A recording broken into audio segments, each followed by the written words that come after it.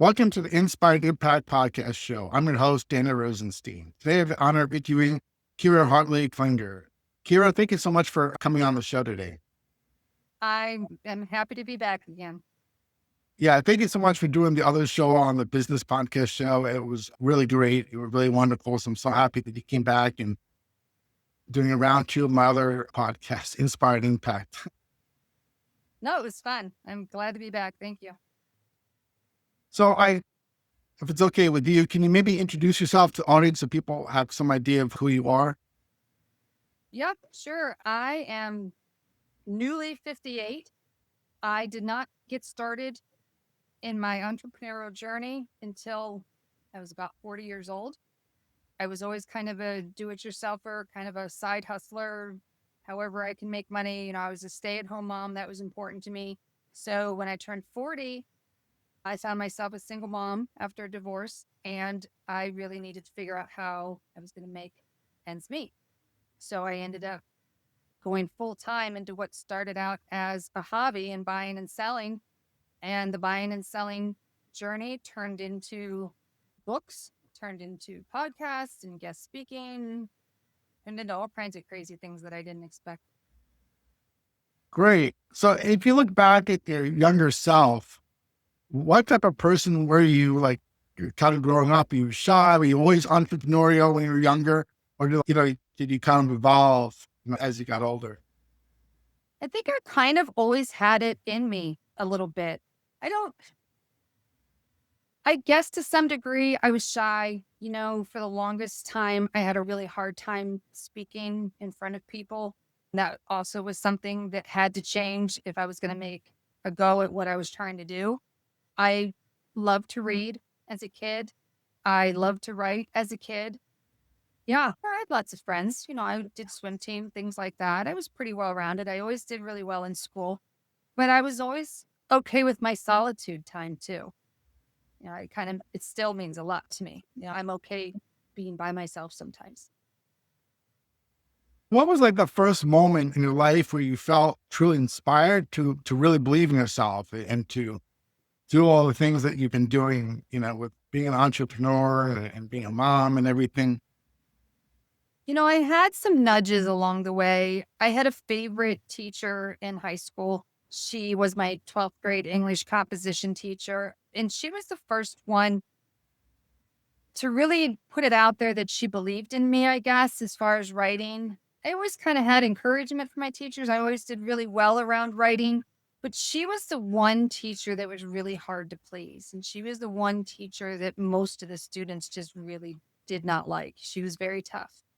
And we hit it off.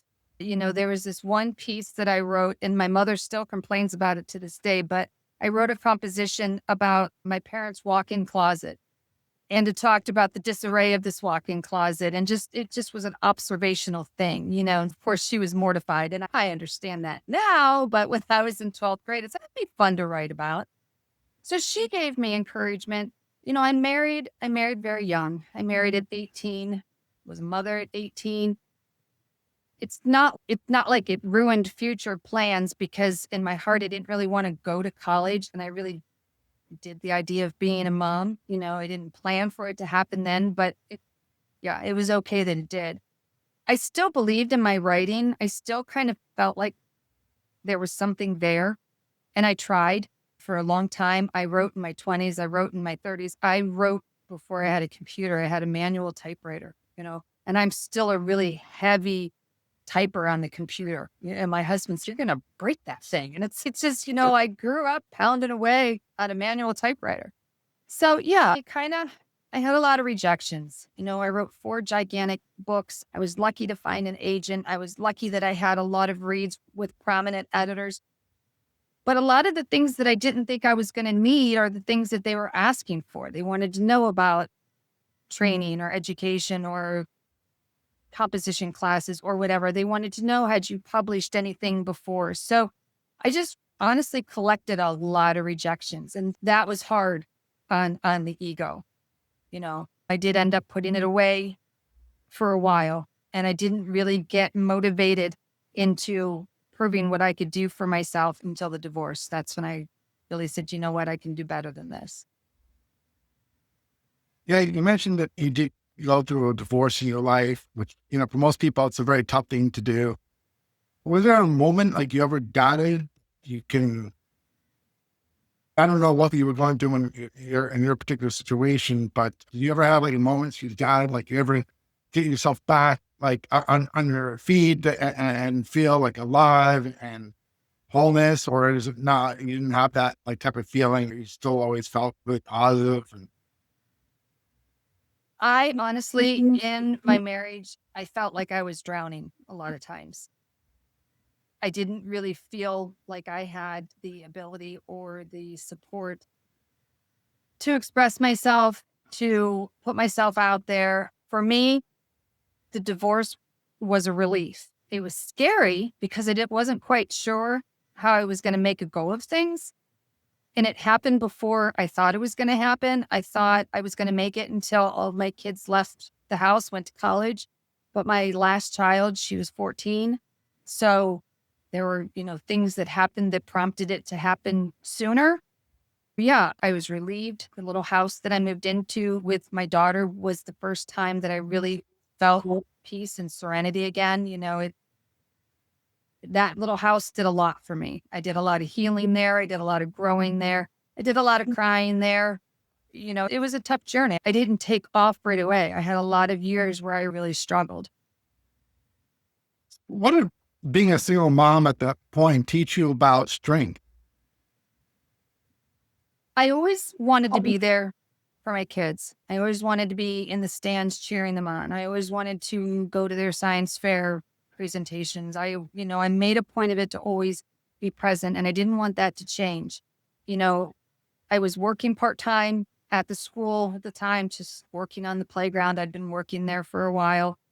And then, that's when I started the business to try to support that. And anyway, I don't know. I kind of felt like I was the only parent most of the time my kids were growing up.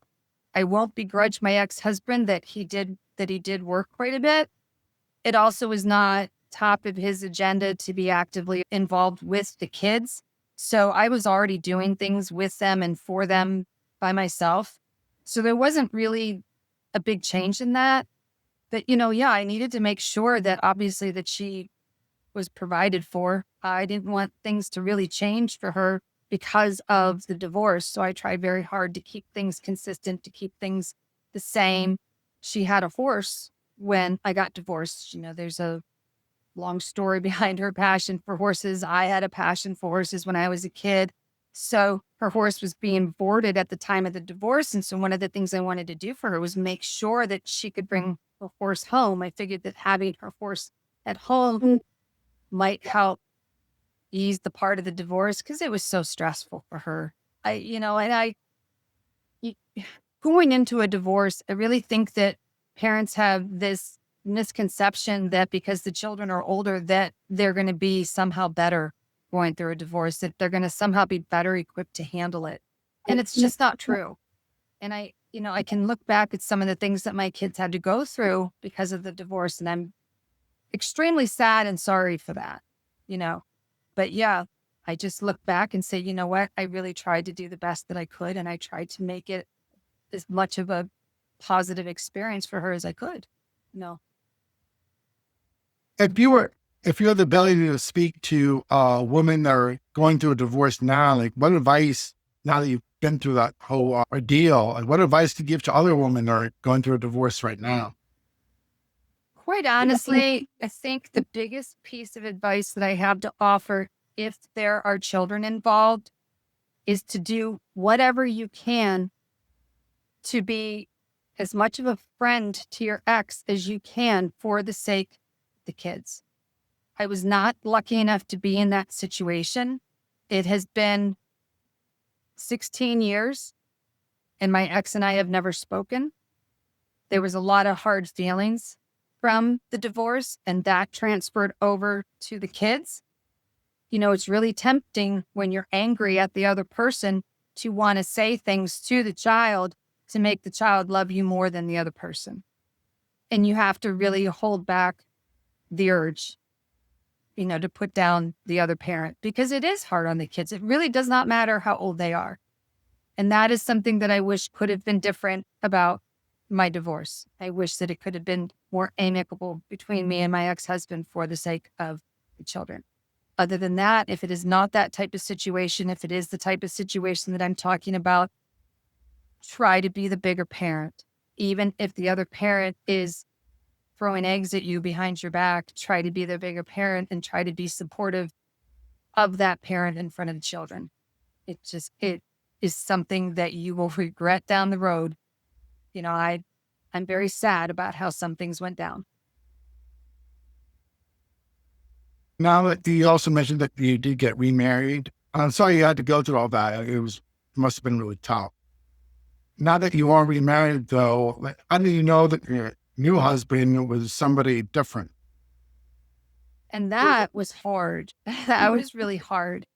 When I divorced, I'd been married for so long. I didn't know what it really was like to date. I hadn't dated anybody since I was a teenager in high school, and now I'm 40 years old. And I honestly thought that I was okay never dating anybody again. I finally had my peace. I finally had my solitude, and I didn't want to let go of it. My whole life had been revolved around my kids. Everything that I did was for my kids. And so as my daughter started to get older and she started to have a dating life and she was very active in school and she started to have multiple jobs. And of course, she was going to her dad's every other weekend. And suddenly I'm in this house and I'm like, wow, I'm kind of lonely, you know, lived in a super small town, did not want to date anybody in the town. Small towns are terrible with gossip. So I actually did something I didn't think I would ever do. I met him online and he lived about an hour and a half away.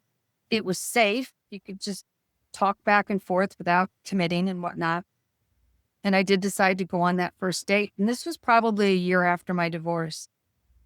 And great guy. He gave me everything that I didn't have before, but I was still, scared about making any kind of commitment. And we dated, I think, about 3 years before I finally agreed to marry him.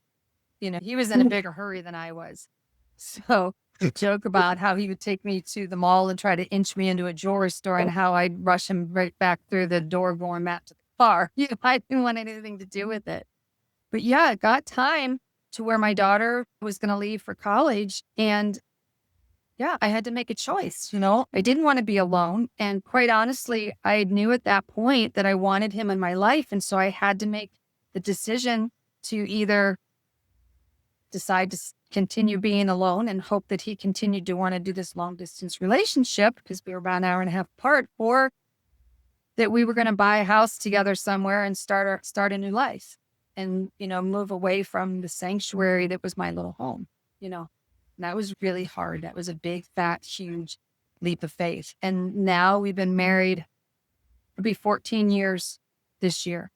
And I did not know that I could find somebody that would make me happy that way and that would fill that void. And most importantly, he let me be me. And that was something that I really was lacking in my first marriage, was the ability to express myself, the ability to be a person, the ability to branch out, to have somebody that has faith in me and supports everything that I do. I'm pretty successful in what I do. My shops are successful. My books are successful. I'm loving doing podcasting. I didn't do any of this when I was married.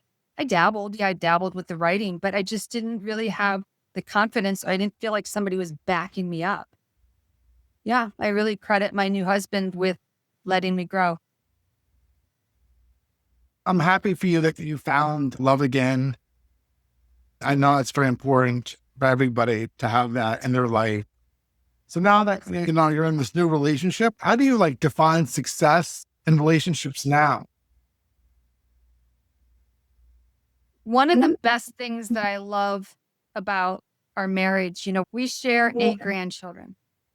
And Wow. it has been the most magical thing, I think, to happen to both of us. And we both share the same importance of family and the same importance of our children. And we see our grandchildren quite a bit. They don't live close by. Nobody lives closer than 2 hours away.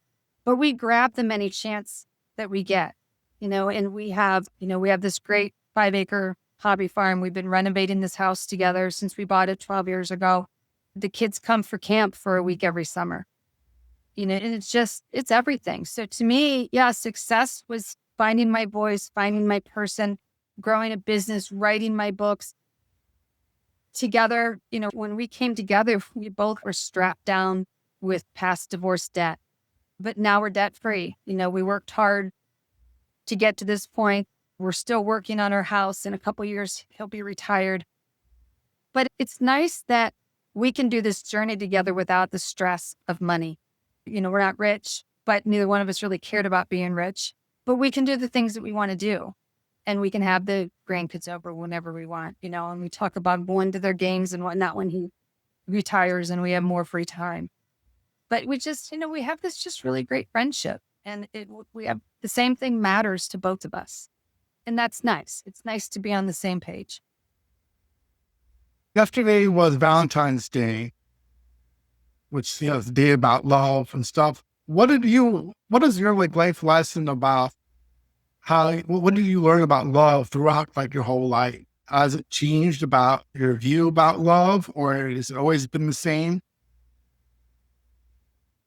I honestly think I'll go back to the whole friendship thing.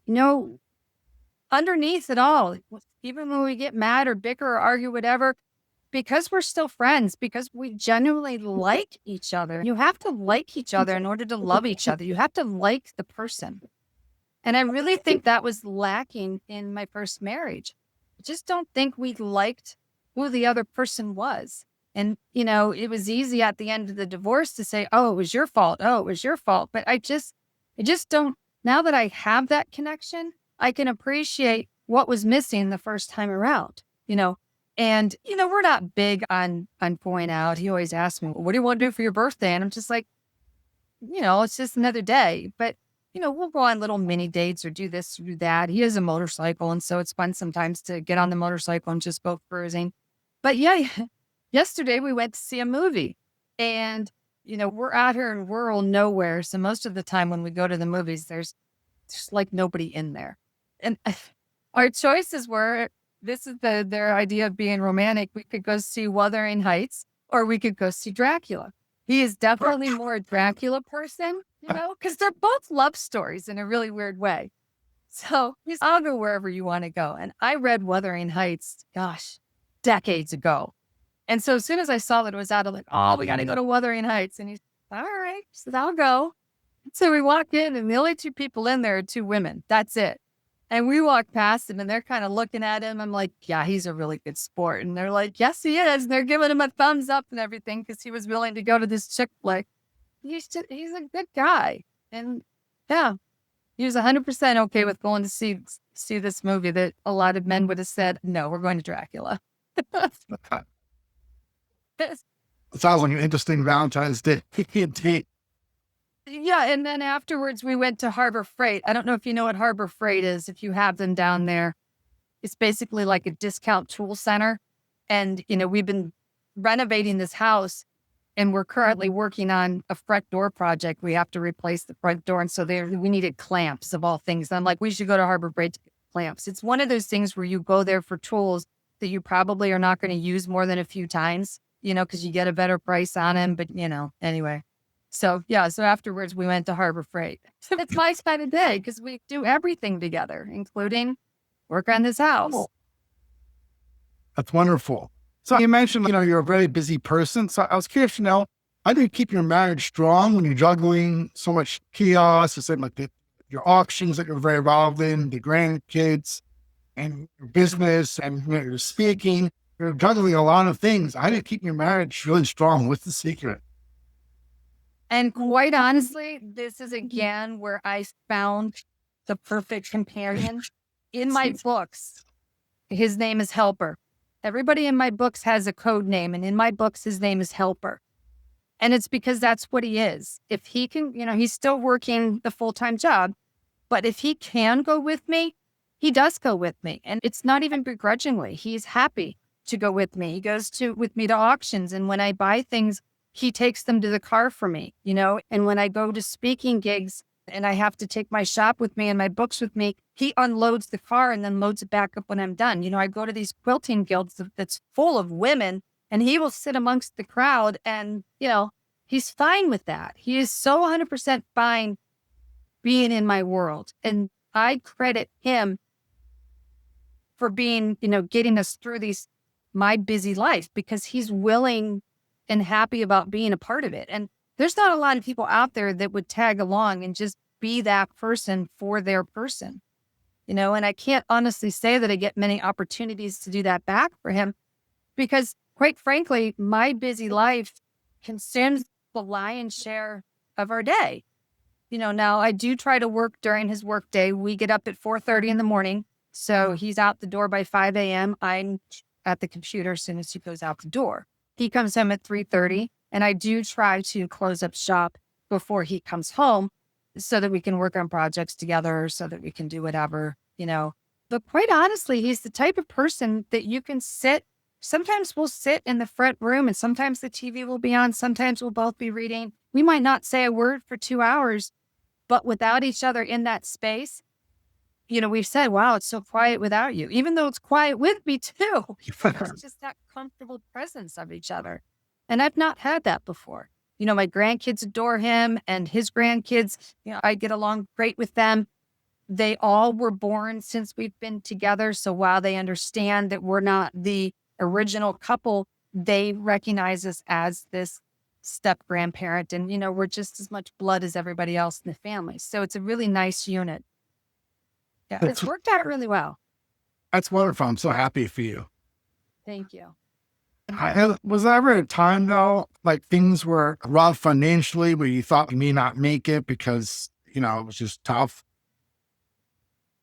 Money is so incredibly stressful.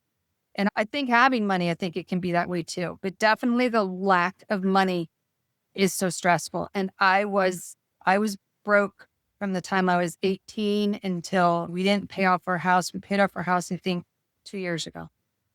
But yeah, I know all about debt. I know all about being behind on payments, and I know all about paying the utility bill days before the next one is due. It's very stressful. It's hard to wake up every single day and the first thing you think about is money, and closing your eyes at night and the last thing you think about is money. And once everything is caught up and it's no longer like that, and you can pay your bills on time when they come, it's weird. It's, what do I worry about now? And trust me, I still find plenty to worry about. But yeah, no, we kind of got through it together. I learned a long time ago the importance of a credit report. And coming into my relationship with my new husband, my credit report was squeaky clean. His was not. So I had to work with his credit when we bought the house. And I buddied up with the lady, the banker that facilitated our loan and whatnot. And she wanted to know all about buying and selling. So I was giving her all kinds of tips. And I think she greased the wheels a little bit on our loan because we kind of became friends. But yeah, it took a lot of years. And we were lucky because he had the ability to borrow from some of his retirement accounts and whatnot. And we had to do that a few times to pay things off and to get caught up and to get even keeled.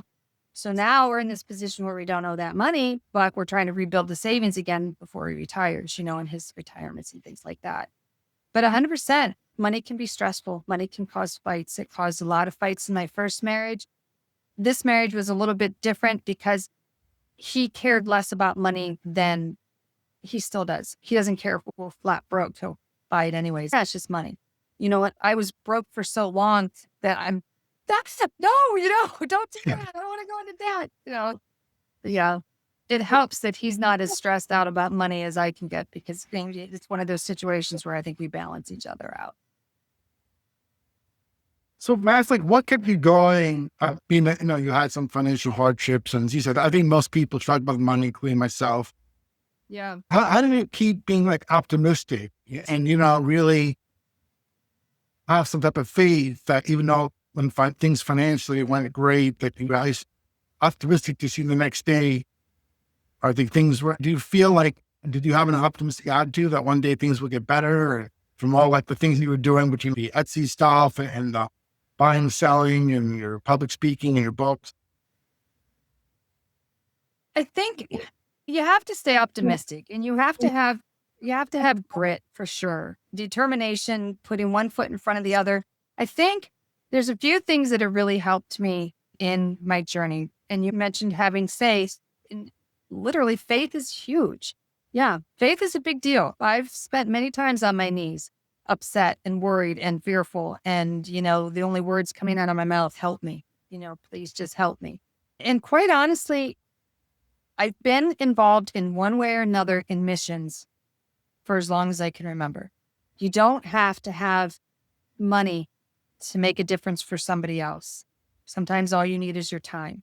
And sometimes spending that time with somebody else who's going through a different struggle or a harder struggle or a struggle that you look at and say, oh my gosh, I would never survive that. It helps to put your own life into perspective. It goes a long way to have gratitude for what we do have and to be able to look around and say, okay, yeah, I've got a lot of debt sitting on my head and I don't know when I'm ever going to get this paid off. But then you look around and you're like, but I have a roof over my head. We have food, we have heat, we have family. People are so important to me in my life. And if I didn't have the people that I have in order to lean on, it's huge. And it's huge to surround yourself with the right kind of people, the people who love you back, the people who need you back, the people who lift you up unselfishly, the people that, genuinely care about you. And the people that don't, the people that bring you down, they need to be further in your rearview mirror. I don't think I could have gotten anywhere, not just with my husband, but just with my family and my friends. I talk to my sister just about every day. I have my best friend I talk to just about every day. And it's a worthwhile time to spend that starting the day and to have that happiness and that encouragement and that support. Could I ask you, how has faith played a role in your life, especially the times where, things were not going well, whether it was financials or relationships? Did faith carry you through in your life so that gave you that extra level of hope or optimism that there was a higher power that was there to help you? I do feel like I have gotten divine nudges along the way. Nothing that ever solves the problem, but I have gotten nudges, something that has made me take another step and another step. We kind of, now when I was a kid, I didn't really appreciate going to church. It didn't mean I didn't have faith. I just was not getting anything from it. It was boring. I was baptized Lutheran. And at some point, my sister and I were sent to a Catholic high school. So I learned a lot about the Catholic religion. When I married, he came from a very devout Catholic family, but he was not especially interested in church himself at the time. So it fell on my shoulders. It was expected of me that I was going to take the kids to church on Sundays, that the kids were going to make their first communion, that the kids were going to be confirmed. I had to take them through the process. I never really sunk into the traditional the traditional style of the Catholic Church. Everything was the same all the time. Everything was very repetitive. It just never really, it didn't do anything for me then, but I did it kind of out of obligation. So when I met my husband, I had not been going to church because I didn't want to go to church alone. And we had a missionary church in town, and I knew the pastor. His son went to school with my daughter. And my husband had a lot of trauma in his adult life. He had not a very good divorce, and he had a situation where his sister was murdered by her husband. So at some point, my husband had lost a lot of his faith. So we decided that we were going to go to start going to this church together. And I think that was another really important part of a relationship because we kind of grew in our faith together too. And this was a church that was not the norm for me. This was a church where people said a lot of amen after something that, the pastor said. This was a church where people put their hands in the air. It was something, and we still did not do that. We just kind of sat back, but we still felt at home. And my husband developed this relationship with the pastor. And every summer they would gather at the country home of one of the congregants, and they would have a big church picnic. and anybody who wanted to be baptized would be baptized. And so my husband decided he was going to be baptized, and he was baptized in, they did it in the pond, country baptism. And that really changed something in him, and I don't know, it's just growing in faith together was really huge. And we made a point of picking a church when we came here. We started missions in this church the first year that we were here. We make sure that the kids in the community get Christmas every year. And then we started making sure that the senior citizens started, getting help. But it gives me a place to focus my energy, and it gives me a place to think about other things besides me and besides everything that's going on in my world. And I've met some incredible people. There's a woman in my book. I call her the Tanzania Angel. And she's somebody that I met when I was trying to buy fabric for my shop. And she is somebody that at 70 years old started going to Tanzania with a friend and felt called to build an orphanage. And this is a woman with no children. She's retired. She's living very simply. And she just made it her mission, and she just really inspired me. You don't have to have a lot to make a difference. You don't have to have a lot to be happy. Happy's in your heart. And I don't know. I've met some great people, and putting yourself out there. And I think just getting away from this bubble of, oh, this is my life. I have so much stress. I'm so worried. And putting yourself outside of that bubble and around other people. It just, I don't know. It made a difference for me. People are huge in my life in so many different ways. And my faith is too. Do you believe that like your life or everybody's lives are kind of divinely guided? That we all have like some type of path we're supposed to be on? 100%. 100%. I say it all the time that things happen for a reason, and I really think they do. I think back to all the things that could have been different in my life if I would have done this instead. Would this have happened if this happened differently? And I just feel like every hard hurdle we go over is for a reason. It's all supposed to teach us something. Once upon a time, somebody had said to me that, our journey through this life is like a ladder, and that every rung of that ladder is some sort of life lesson that we're supposed to accomplish in this journey that we're on. So I definitely think that things happen for a reason. And and I think I've been bailed out from time to time. I honestly do. And again, it never solves the problem. It's just that nudge. It's just that little bit of encouragement. Don't give up yet. You're on the right path. You're going the right direction. Stay the course, But and it's nice to meet people along the way that are also sharing the same mindset regarding faith and regarding the journey and just regarding life. And I honestly really believe that we're not put here for our own success and our own gratification. I really think we're put here to help each other, to lift each other up. We're all supposed to come together to make this thing called life work. I think there's a lot of selfishness in the world, and I don't think that life is supposed to be a singular thing. So what family traditions or values are most important to you? I grew up in a family where we didn't spend holidays as a core family, maybe, but my grandparents, we lived in Pennsylvania, and I had family further out in Pennsylvania and Connecticut. Family was all over.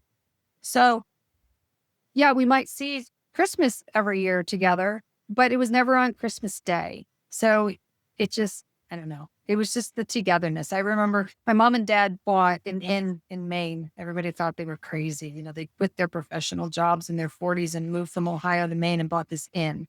And one year they had New Year's Eve at the inn, and all family from both sides came. So I remember things like that. Family has always been important from the time that I was small. And I guess I don't really remember having these core traditions. Like nothing was set in stone when I was growing up. There was a lot of things we did together with family, but nothing was set in stone. But when I talked to you about camp, I am loving that we've created this tradition for the grandkids. We've got this pond and a water slide and boats, you name it. We've got a bus that I painted that we bounce around in. But the oldest one is 13. She's been coming since she was 2, and she still wants to know every spring, what are we doing at camp this year? because we've done some really great projects. We've hatched chickens and now we have chickens out there, and we've made murals out of old plastic bottle caps. It's just fun. And I'm glad that we started this tradition. My big retirement plan, I started a book series about camp and about the bus. And yeah, I would love it if that was my retirement plan, that I could just keep pumping out books for the series, not only for them, but future generations. In any event, I hope that one day they're telling stories to their own grandkids, and even better, maybe they start their own camp one day. But I like having that legacy with them. Can you share with us about some of the books that you published? What are they about?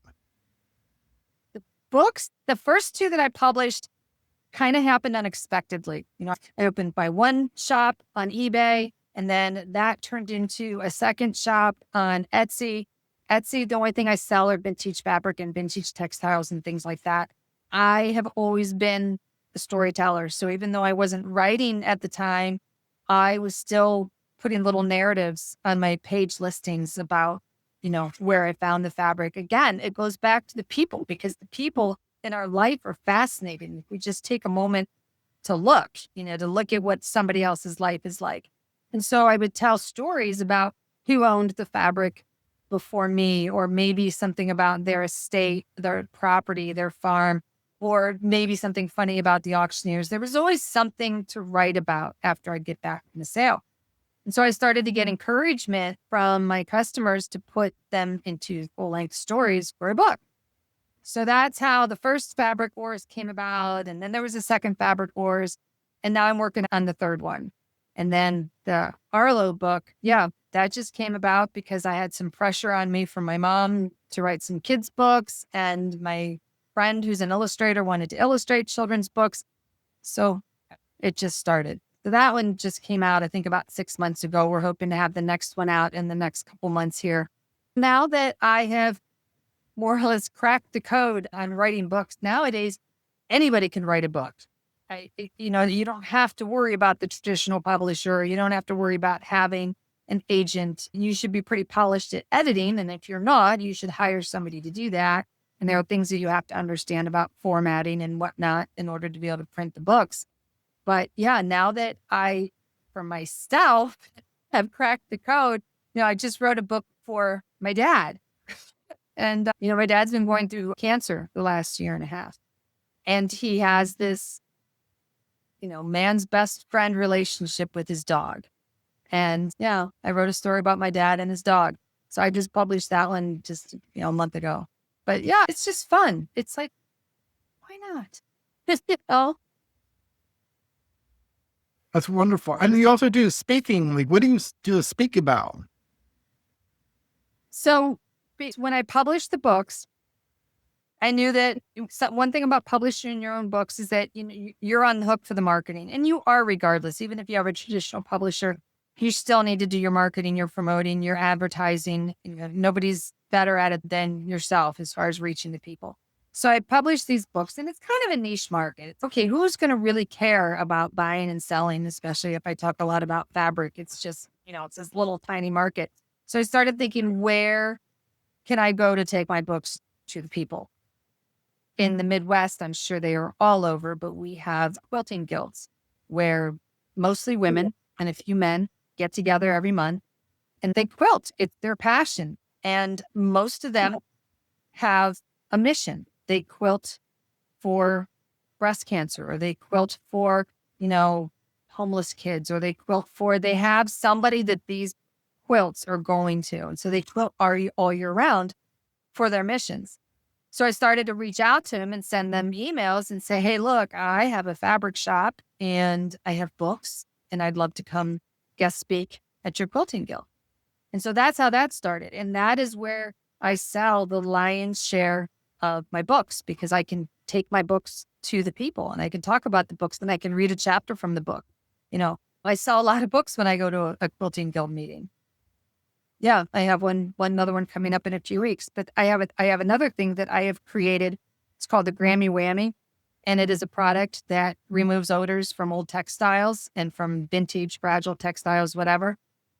and I needed it. It was a necessity for my shop. And of course I sell it in my shop, but I take those to quilting guilds too. And those sell like crazy in person too. It's like you have to be your own best salesman, but taking it to the people that are going to be interested in it is what makes the difference. What advice can you give to somebody who wants to write a book, but either they don't know how, or they're afraid because it feels too complicated, or they're not good enough? It can be very daunting. There are so many programs on the computer now that make it less daunting. I don't write an outline. I don't fill out postcards. I just sit down and I write. I write whatever I'm thinking. I write whatever's on my mind. I don't stop to edit. I don't start to correct. I just go. I just go with it. The editing and all that will come when I'm completely done with the book. Because if I interrupt my train of thought to go back and do something, I'm going to lose what I was just thinking of. I've got this book that's in my brain right now, and I will get these great sentences at night when I'm in bed. I'm like, oh my gosh, that is the best sentence ever. I'm going to use that. I'm going to get up tomorrow. I'm going to write that sentence. I'm going to write that paragraph, that chapter, whatever. And if I don't write it down on my phone, on a piece of paper somewhere, I get up the next morning and I'm like, wait, what was that again? And it's just gone, So I take a lot of notes, and there's an inspiration, write it down. There's notepads on your phone, carry pen and paper in your purse. If you have an inspiration or a thought, write it down. And oftentimes that one thought or that one sentence can lead into a whole chapter. And that chapter can lead into, a book. But yeah, if you have the drive to write, which I always did, then write. When I wasn't writing, that was all I would think about. I wish I was writing. I knew friends that were publishing. I'm like, oh, I'm so jealous. I want to be that person. I want to have this published book. And there are great organizations out there. I learned how to format from the computer. The computer gave me step-by-step instructions how to format it when I was done. You can use Microsoft Word. There's other programs you can buy. But if there's things that get you stumped, like I was frozen as far as how to put a cover together. I had the artwork because my friend painted it, but I didn't know how to put it together based on how many pages, based on where things line up on the spine. It was overwhelming. But there are companies out there like Fiverr, and you can hire somebody, and it's what they do all day long. And it can be so cheap. I think I paid $75 for my first cover that somebody put together for me. And that was a no-brainer because it was freaking me out. I was ready to throw my computer across the room. I can't do this. So yeah, I was like, $75. Yeah, I'm in. And it was great. She did a great job. She was from Italy. It's crazy.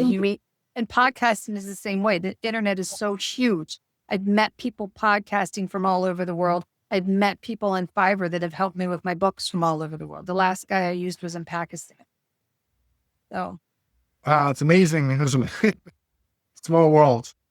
Yeah, it's an adventure. It really is. I talked to a couple of guys on a podcast from Australia, and they wanted to know my top 5 business tips. And it just was so bizarre that I was speaking to somebody all the way in Australia. We're like a day apart. It's Tuesday for them, but it's Wednesday for me. It's just, I might have that backwards. I don't know, but it was strange. So the name of our show is called Inspire and Impact Podcast Interviews. How do you feel like you've been inspirational and have positive impact to other people? It's my hope. It's my hope to be inspirational to people that are stuck. And yes, I would love to know that I have reached women who have felt stuck, because I know what that feels like. Yeah, I hope that I have encouraged women to take a step, to have some faith in themselves, to lean on the people around them, to give credit to the fact that there are people out there that support them and think that they are amazing, and to lean into that, to be like, you know what? Yeah, I can do this, and I'm going to try. That's all it takes. It's just the attitude that I'm going to try. And, I say this a lot, but why not? If it sounds strange, but you want to try it, why not? It doesn't really matter at the end of the day. You don't have to think about what other people are going to think or whether somebody else is going to be proud of you. What you think matters too. Be proud of yourself. You want to get that first. If you're proud of yourself, the rest is going to fall into place. Give yourself permission to be, Be proud of yourself. Kira, if someone had a question about our discussion today or about your different businesses, like your speaking, your books, or your buying and selling, what are the best ways they can reach out to you? One of these days, when I find 2 seconds of time, I'm going to do a web page. It's on my bucket list to do a web page. I am super good at responding back on my shops. And, I have an Instagram account. I have a LinkedIn page. I have a Facebook author page. I have a regular Facebook page. Etsy, go on over to Dot Oddity if you love fabric or want to talk projects or anything like that. The books are on Etsy. The books are on Amazon. Yeah, like I said, I'm really good at answering emails. My business requires me to do so. If I'm going to be considered a top-rated seller, I have to answer back quickly. But yeah. Kira, I wanted to thank you so much for coming on the show and sharing about your experiences and your wisdom and your faith. It was really wonderful here. It was very inspirational to me to hear your story, and I'm sure a lot of other people who watch this will be inspired as well. So I just want to thank you for everything. Was there any last words you'd like to say before we close off the podcast for today? Thank you again for having me. Yeah. And, final words, I'm just going to put it out there again. Believe in yourself. Believe in your dream. Believe that anything is possible. Pray hard. It doesn't take a lot of words to pray, because quite honestly, what we need or what we want is already known. It's just a matter of putting yourself out there. Hey, I'm open to receive it.